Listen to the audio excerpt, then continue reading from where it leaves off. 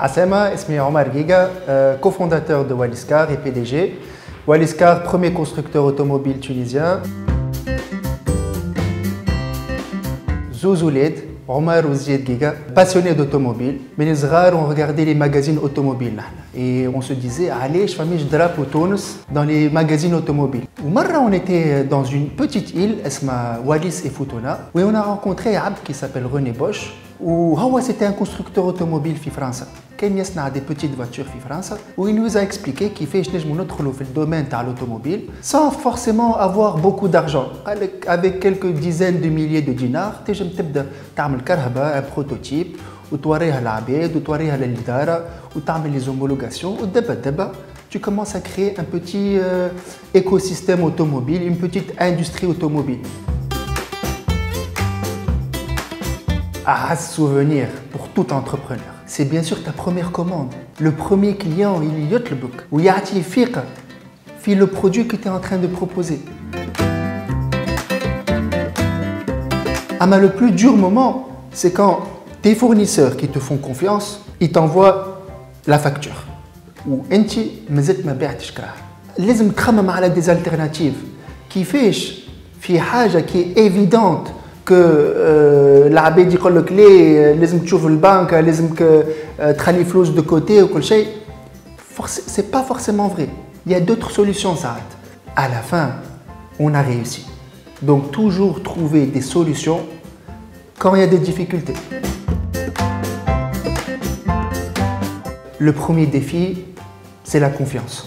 وقتها عبد يشي كرهب مش قاعد يشي كرهب قاعد يشي entre guillemets sa sécurité et la sécurité de ses enfants et la sécurité des personnes qui vont conduire cette voiture.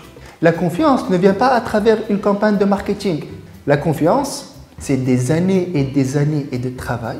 Donc nos difficultés en tant qu'entrepreneur, c'est qu'on était dans un marché automobile avec plein de concurrents où qui fait Wallis peut se distinguer aussi bien à l'international que dans le niveau national et toujours trouver des solutions différentes, des moyens de communication différents, accueillir le client différemment des autres.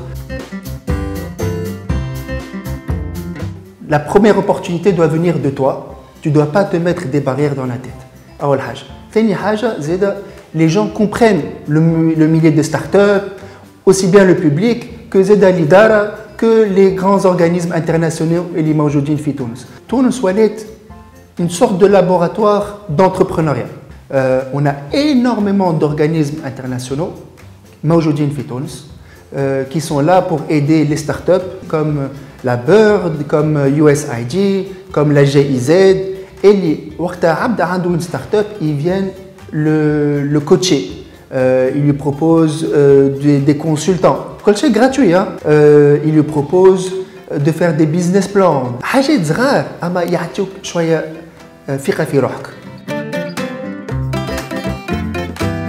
Le vrai entrepreneur من قلبك. أنت تعرف si tu es un entrepreneur ou pas.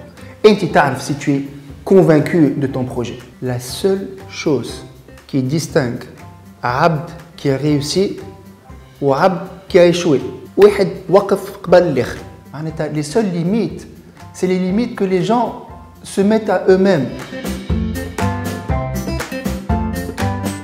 D'ici une année, 2 ans, on va proposer un véhicule électrique surtout destiné pour le marché européen, un peu pour le marché méditerranéen. On va commencer à attaquer le marché africain, avec un petit pick-up, avec une petite citadine. Et pour le marché tunisien, d'ici 1 an, 2 ans, on va avoir une gamme de 8 modèles vraiment destinés au marché tunisien, avec les spécifications et les caractéristiques que les Tunisiens يحبوا عليهم. كنا صغار توا كبرنا وتوا on a les ambitions à prendre beaucoup de parts de marché.